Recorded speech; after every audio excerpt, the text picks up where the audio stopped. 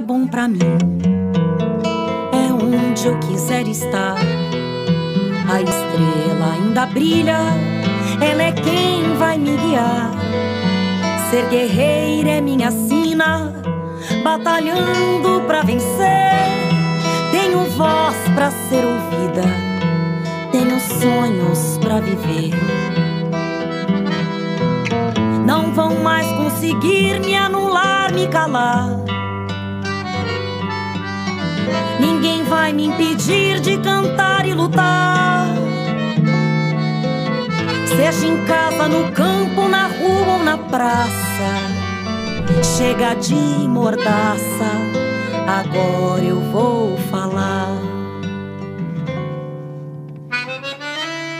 Porque eu sou mulher pra fazer acontecer.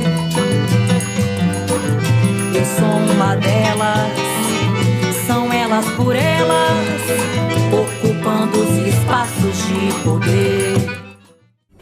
Em 2024, serão realizadas as eleições municipais que irão eleger vereadoras e prefeitas. E o projeto Elas por Elas continuou com o objetivo de conquistar e manter mais mulheres nos espaços de poder. Por isso, na aula de hoje, a coordenadora de comunicação do projeto Elas por Elas, Tati Nicásio, fala sobre como fazer uma pré-campanha. Olá, bem-vindas a mais uma aula do Elas por Elas, Formação Política. Meu nome é Tatiane Nicásio, estou na tarefa de coordenar o projeto Elas por Elas, a parte de comunicação esse ano, na sua quarta edição. E eu gostaria de trazer alguns elementos que são fundamentais para que você consiga estruturar a sua pré-campanha. Como é que você dá o pontapé inicial nesse processo, que é tão importante na construção de um projeto eleitoral. Então, eu acho que uma das principais coisas que precisam ser vistas antes de começar qualquer movimentação para a construção de uma plataforma eleitoral é entender quem vai caminhar com você nesse processo. Né? Quem são as pessoas que vão entrar em campo com você nessa missão de construir uma eleição, fazer uma disputa eleitoral no seu município, no seu estado. E aí, mesmo que você não tenha uma grande equipe, né, a gente sempre fala da equipe ideal, da equipe real, do que realmente a gente consegue trabalhar dentro da realidade prática. Às vezes a gente precisa de uma equipe super estruturada, depender do projeto político que a gente está tocando, mas existem várias iniciativas com grupos pequenos e que deram excelentes resultados, principalmente depois desse processo de virtualizar, né, a campanha eleitoral. Então, as pessoas que você vai trazer para perto e que vão caminhar com você nesse momento de eleição, elas precisam, primeiro, estar alinhadas com o seu projeto político. Elas entendem o que você quer fazer, elas entendem qual é a proposta da sua candidatura, o que elas podem contribuir dentro dessa proposta que está estruturada para a sua campanha. As pessoas estão dispostas a realmente contribuir nesse processo eleitoral de construção, que uma coisa é o início do processo eleitoral. Você começa com 10 pessoas ali querendo ajudar, e aí quando vai se aproximando da eleição, muitas pessoas vão ficando pelo caminho, e às vezes você conta com uma, duas pessoas de confiança que continuarão caminhando ao seu lado. É importante que você identifique quais são as principais formas de atuação dessa pessoa, né? O que ela tem mais facilidade, qual é o trabalho que ela pode executar. Às vezes é uma pessoa boa de planejamento, às vezes é alguém bom em pesquisa, às vezes é alguém muito bom em comunicação, outra pessoa é boa em organização, cuida da agenda, cuida dos seus contatos nos territórios. Então, é importante que essas pessoas, elas cultivem os mesmos valores que você, né, mantenham ali uma proximidade da sua linha ideológica, e que é uma pessoa que vai construir, assim, junto com você, uma plataforma de campanha que pode vir a ser exitosa. Então, essas pessoas precisam estar bem alinhadas com o projeto político que você está querendo construir. De perfis, assim, né, acho que é importante que a gente, eu falei da equipe ideal e falei da equipe real, mas eu não disse exatamente o que isso significaria, mas na equipe ideal, a gente tem um coordenador geral, a gente tem coordenação de comunicação, a gente tem um conselho político que é formado por todas essas coordenações que vão trabalhar no processo eleitoral com você, né? A gente tem uma assessoria jurídica, assessoria de imprensa, fotógrafo, o pessoal da produção de audiovisual, que vai para TV, basicamente, mas também que pode ser gerado conteúdo para rádio. A gente tem jornalistas, redatores, enfim, designer gráfico, social media, sem contar, obviamente, o coração do processo eleitoral, que é a militância, que vai acompanhar suas agendas e que vai dar voz ao projeto político que vocês estão construindo. E aí, essa seria a equipe ideal, né? Uma equipe grande, robusta, com as tarefas bem delineadas, com cada pessoa tocando uma atividade. Mas como a gente sabe que a maioria das campanhas, principalmente as de partidos de esquerda, tem uma estrutura um pouco mais enxuta, né? Um pouco menor. Então, a gente trabalha com a equipe ideal, ou com a equipe real, que seria, basicamente, a coordenação geral, que é algo que não pode faltar. A pessoa que vai fazer esse processo de coordenação geral, ela precisa ser de extrema confiança do candidato ou da candidata. E essa pessoa vai, basicamente, acompanhar todo o processo de construção da candidatura, enquanto a candidata vai cumprir a tarefa de projetar para a sociedade a construção dessa plataforma que foi constituída por essa equipe, por essa militância, enfim, que é a estruturação desse projeto político que está indo às ruas, né? A candidatura, ela é a síntese do que foi estruturado para o processo eleitoral. E o coordenador ou a coordenadora geral dessa campanha vai ser uma espécie de candidata também, uma co-candidata, vamos colocar dessa forma, já que tantas candidaturas coletivas estão surgindo pelo Brasil, mas é como se fosse uma co-candidata, mas ela fica com a parte burocrática da coisa, que é para garantir que esse projeto, ele caminhe da forma como foi idealizado, ou pelo menos próximo disso, né? A gente sabe que no mundo real, nem sempre a gente consegue executar as coisas da forma como imaginamos. Então, pelo menos o mais próximo possível daquilo que foi idealizado para a campanha.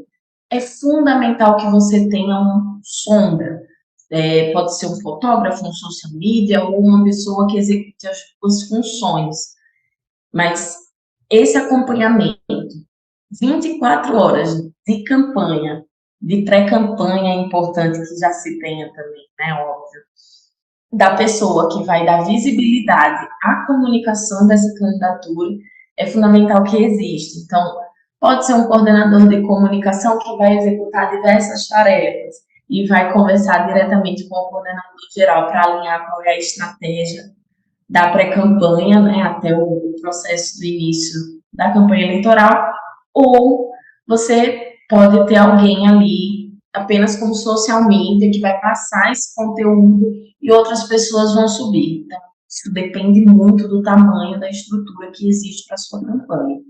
A assessoria jurídica e contábil, ela é indispensável, ela precisa estar pensada para que, a partir do início do processo eleitoral, você tenha um acompanhamento desses profissionais, porque é imprescindível uma boa prestação de contas e uma boa prestação de esclarecimentos à justiça. Caso haja alguma diligência, caso haja alguma eventualidade, é o corpo jurídico, é essa assessoria jurídica que vai fazer esse trabalho para a candidatura, em contato sempre, novamente, com a coordenação geral da campanha, que é o coração da campanha eleitoral. Né? Se você não tem uma boa estruturação dessa coordenação, você provavelmente vai vir a ter uma sobrecarga de funções, porque é muito difícil, eu não estou dizendo que é impossível, mas é extremamente difícil, quando uma candidatura assume também esse lugar de coordenar a comunicação, a campanha, seja lá o que for, é muito difícil.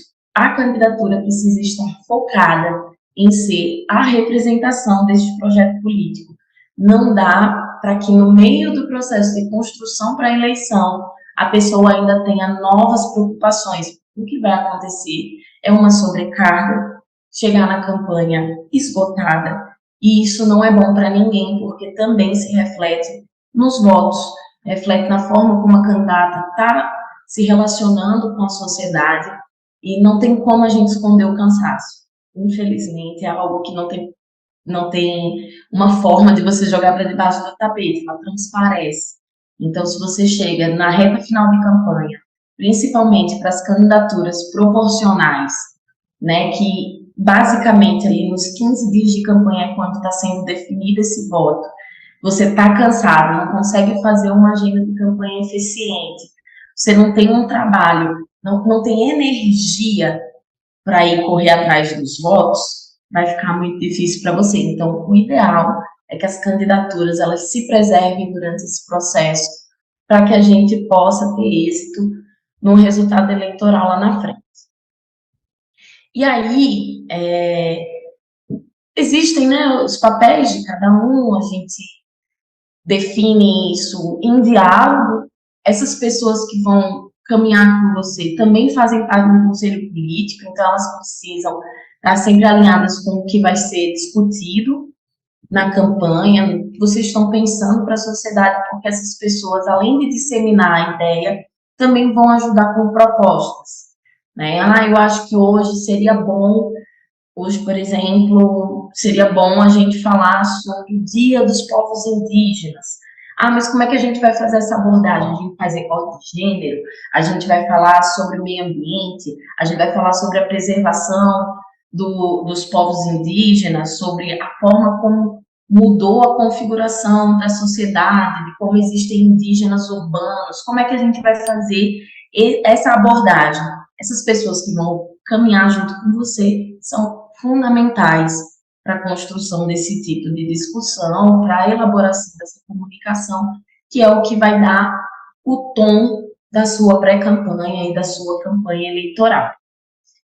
Identificada a equipe que vai trabalhar com você, a gente chega aí no processo do perfil do seu público. Às vezes a gente entra numa campanha eleitoral querendo fazer uma comunicação para todo mundo. Não, eu quero atingir jovens e idosos, eu quero atingir mulheres e homens, eu quero atingir a comunidade LGBT e a comunidade heteronormativa, eu vou comunicar com todo mundo. E nós sabemos que isso é impossível. Você precisa nichar o seu público, você precisa entender para quem você está falando, você precisa entender o que você vai falar para essas pessoas. Então, você precisa traçar um perfil. E como é que a gente chama isso na comunicação? A gente vai estruturar as suas personas. Quem são as pessoas? Quem são o seu público? Né? Ele é de esquerda, é de direita? É casado? É LGBT? É feminista? O que ele gosta de fazer? Quais são as principais dores desse eleitorado? Sofre discriminação? Algum tipo de abandono social? No caso de jovens de periferia, por exemplo, sofre por não poder proporcionar uma boa escola, então vou abordar a educação, quero falar com as mulheres que são mães. Vamos fazer aqui o recorte sobre o acesso à educação infantil, como isso afeta as mulheres que trabalham. Então, a gente precisa identificar primeiro qual é o perfil do eleitorado para que a gente possa comunicar para ele aquilo que nós queremos, que a nossa campanha transpareça, né? A gente consiga falar com as pessoas a partir de uma linguagem que seja compreensível e que venha a garantir um resultado efetivo para a nossa comunicação. E aí, para um processo de estruturação da comunicação principalmente online, que a partir do início de 2020 ali, né, com a pandemia, isso aumentou expressivamente. A gente já vinha com um crescimento da presença digital nas campanhas eleitorais e a pandemia acelera esse processo, né? Então, hoje, basicamente, 80% da comunicação é feita via meios digitais, né? Seja suas redes sociais, seja o site, presença em plataformas digitais, em podcasts, em canais que possam levar a sua mensagem para o público ao qual você definiu lá na etapa anterior. Então, a ideia é que no processo da pré-campanha, você consiga apresentar as suas ideias, atrair novos seguidores. Você está fazendo um processo de conquista. Pensa na campanha como se fosse um namoro para o casamento. Então, a pré-campanha é o processo de paquera, você está ali pensando, olha, né? Olha aqui o que eu tenho de atributo, olha que ideia boa essa daqui, olha como eu sou atrativa, para que você consiga, pelo menos, chamar a atenção do seu eleitorado, do público que você deseja atrair para a construção da sua candidatura. E aí, quando a campanha inicia, você já fez esse primeiro contato, você já teve essa primeira relação com essas pessoas, você vai começar a trabalhar um relacionamento mais forte. Aí a gente trata como um namoro ou um noivado, e aí a gente vai converter esses seguidores, essas pessoas que foram atraídas pelo seu discurso, a eleitores. Então, no momento da campanha eleitoral, você adota uma outra forma de levar o mesmo conteúdo, às vezes, mas de maneira mais direcionada, com essa finalidade de alcançar o voto dessas pessoas que se interessaram pelo projeto político que você está construindo.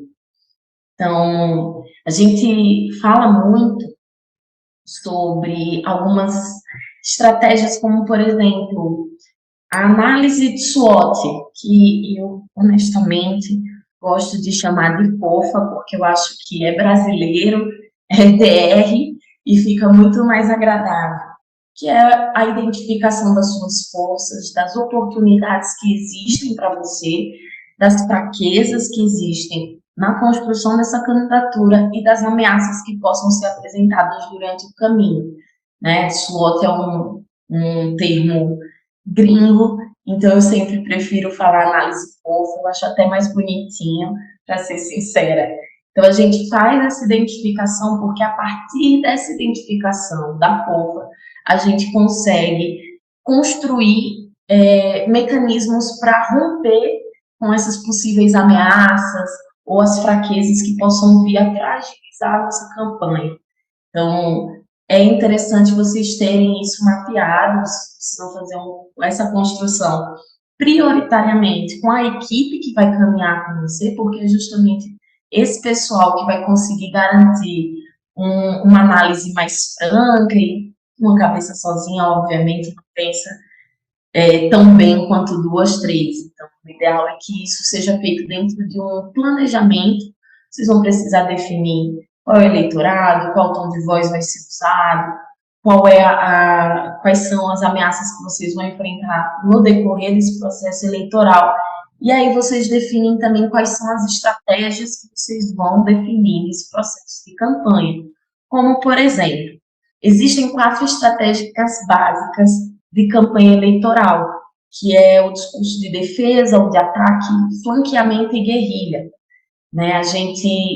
Acho que alguns exemplos aqui para conseguir falar sobre isso é a campanha da Dilma, em 2014, que basicamente utilizou essa estratégia de defesa, né? Ela estava num momento de fragilidade, a gente tinha passado ali pelo processo das manifestações de junho e julho de 2013, e a campanha da Dilma deu muito esse tom de, olha, né, olha o que nosso governo já fez, tudo isso que vem sendo relatado não é verídico, e é uma estratégia também que é relacionada muito a quem está liderando as pesquisas. Óbvio que essas estratégias, elas normalmente são mais utilizadas por candidaturas majoritárias, porque as candidaturas proporcionais, elas acabam utilizando outros mecanismos de estruturação da comunicação, né? Aí, só para finalizar aqui, o flanqueamento, né, é uma técnica que foi utilizada, sei lá, pelo Ciro Gomes e a Marina Silva em 2010 e 2014, e o Ciro em 2018, que é basicamente indicada para os candidatos que querem se posicionar como uma terceira via, né, que eles vão correr por fora, olha, essas duas pessoas que estão na liderança, elas não representam os anseios do povo brasileiro, do povo brasiliense, do povo alagoano, enfim, do território ao qual você está disputando aí a sua candidatura. O ataque foi uma estratégia muito utilizada pelo Fernando Haddad na campanha de 2018, que ele vinha fazendo a defesa do companheiro Lula, né? Ele vinha fazendo a defesa do projeto político do Partido dos Trabalhadores e Trabalhadoras, e normalmente essa estratégia de ataque, ela é direcionada para quem, infelizmente, né, que era o nosso caso naquele momento, não está liderando as pesquisas, né, então ele estava em segundo lugar, e essa foi uma estratégia muito utilizada na tentativa, inclusive, de fragilizar a campanha do ex-presidente, agora a gente pode falar isso, ex-presidente da República, que foi um tempo bem sombrio esses últimos 4 anos. Mas a guerrilha, para terminar aqui as quatro estratégias de campanha eleitoral, que são básicas mesmo, ela é indicada para aqueles candidatos que são menores, né, que buscam construir um nome, colocar uma pauta de um determinado tema em discussão, mas que não tem tanta projeção política assim. Provavelmente essas pessoas, elas não vencerão as eleições, mas querem se posicionar, demarcar o seu espaço, que foi basicamente a estratégia do Amoedo, ali, do Novo, em 2018, e acho que do Eduardo Jorge também, né, ali em 2014, Partido Verde, que colocou em pauta a discussão ambiental e política sobre drogas e outras temáticas que não apareceriam no debate das candidaturas prioritárias. Então, ele fez esse papel de levar temas sensíveis para a sociedade na campanha de 2014 e garantindo aí essa estratégia de guerrilha para a gente fazer essa diferenciação entre o que é cada uma dessas estratégias. Mas, fora isso, a gente tem também a construção dos arquétipos, né, que é basicamente aquilo que vai dar o tom para a campanha eleitoral. Os arquétipos, eles servem basicamente para definir qual é a estrutura da candidatura, qual é o perfil dessa candidatura. A gente tem 12 arquétipos que são os principais, que é o rebelde, o mago, o herói, o cuidador, que normalmente é muito utilizado em processos eleitorais, o criador, o governante, que também é uma estratégia muito utilizada, porque ela é focada muito na questão da estabilidade, do controle, da motivação, né? Então, é basicamente o que as pessoas buscam em lideranças políticas, mas existe também outros como o amante, o bobo da corte, que é uma coisa um pouco mais divertida e pouco utilizada nas estratégias políticas. Tem o cara comum, que é uma coisa meio como o tiozão do pavê ali, né, que dá aquela sensação de comunidade, de pertencimento. O inocente, o explorador e o sábio, que são os 12 principais arquétipos que constroem a linha de comunicação política de boa parte das candidaturas que se propõem a serem grandes, né? Essas pessoas utilizam não só os arquétipos e normalmente é utilizado mais de um, tá? Normalmente as pessoas fazem junção entre um arquétipo e outro para a construção de comunicação política, mas também as técnicas de abordagem, que são aproximadamente 33 técnicas que podem ser utilizadas e que vão ser identificadas dentro do processo de planejamento da campanha, e à medida que vai se identificando qual o perfil dessa candidatura. Eu acho importante a gente utilizar dados, muitos dados específicos, porque a gente está trabalhando com uma candidatura de uma mulher que é mestra, que foca no incentivo à ciência, que constrói essa discussão sobre a importância da pesquisa, dos dados, da análise da sociedade a partir dessas investigações mais minuciosas que são feitas pela academia. Então, é importante que essa pessoa consiga utilizar estratégias de abordagem que façam menção a esses dados, né? E aí, a partir dessa construção que você tem a estrutura formal do que vai ser a sua campanha, a sua pré-campanha. A partir disso, você cria o seu checklist. Você já tem a sua análise SWOT, a sua POFA, você já tem os seus principais temas, as suas principais bandeiras mapeadas, o histórico da sua candidatura, né, com quem que a candidatura dialoga, como é construída essa campanha, qual é a principal base de apoio dessa candidata que eu estou construindo a campanha, qual o público que reage melhor aos debates que vão sendo feitos a partir daquilo que foi identificado pela candidata, quais os resultados das eleições anteriores, qual o perfil das pessoas que construíram campanhas similares à minha e que tiveram um bom resultado político, qual foi o caminho que elas percorreram, o que eu posso trazer de aproveitamento para a minha candidatura. Tudo isso precisa estar estruturado em um planejamento.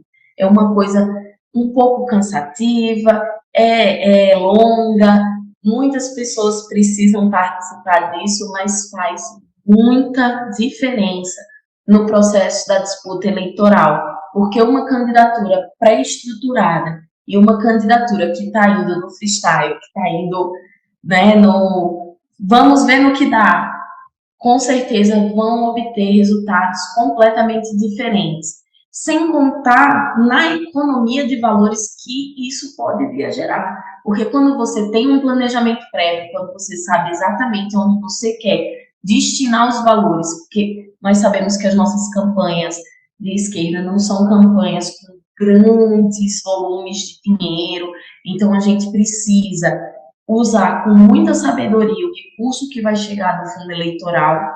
Então, esse processo de planejar, de estruturar esse diagnóstico da campanha, de entender com quem que a gente vai conversar e como a gente vai fazer esse trabalho, é importantíssimo para o êxito do processo eleitoral, para uma economia bacana na campanha e para, obviamente, um resultado satisfatório não só para a candidata, mas para toda a equipe também, que fica muito feliz quando você vê que o projeto político que construiu foi tão bonito, foi tão organizadinho, que deu certo, que deu fruto, seja elegendo ou projetando uma companheira que é uma liderança importante aí na sua região. Então, eu acredito que essas são basicamente os principais fatores, né, serem observados para a construção dessa pré-campanha. Então, a gente organiza aí planejamento, formas de comunicação que também tem que estar no planejamento, mas é importante evidenciar elas de forma separada, que existem diversas estratégias que são interessantes de serem utilizadas. Você vai trabalhar a mobilização, porque a partir do processo de pré-campanha e de estruturação dessa comunicação, você consegue trazer novas pessoas a se somarem nesse projeto que você está construindo, pessoas que talvez você não conseguisse alcançar apenas indo até elas, conversando um pouco, mas ali no dia a dia, trazendo um pouco do que é essa campanha, do que vocês acreditam, do que vocês querem para a construção da sua cidade, do seu estado, do país. As pessoas vão se identificando e dizendo, olha, eu acho que essa é uma candidatura que eu posso vir a apoiar, seja financeiramente, seja com o meu esforço, seja com o meu trabalho, voluntário ou remunerado, enfim. Mas essas pessoas se colocarem à disposição da construção desse projeto político. É importante que a gente tenha essa comunicação prévia, né? Então, a gente, a partir desse processo de comunicação, planejamento e mobilização, a gente consegue angariar apoio e projetar a nossa candidatura, deixando ela mais próxima aí de um resultado eleitoral satisfatório para todas e todos. E é óbvio, com o projeto Elas por Elas, a gente consegue estruturar muito, inclusive esse ano vão ter diversas formações interessantes, utilizando, inclusive, tecnologias de inteligência artificial para potencializar as candidaturas e ajudar no processo criativo da comunicação das campanhas e do processo organizativo também, já que existem várias IAs que podem facilitar a nossa construção da organização do nosso projeto político. Na aula de hoje, a coordenadora de comunicação do projeto Elas por Elas, Tati Nicásio, falou com a gente sobre como fazer uma pré-campanha com foco nas prefeituras e câmaras municipais em 2024. Amanhã ela continua conosco com o tema Como descobrir seu perfil político. Não perca as próximas aulas do TV Elas por Elas Formação, de segunda a sexta-feira, sempre às 16h, aqui na TV PT.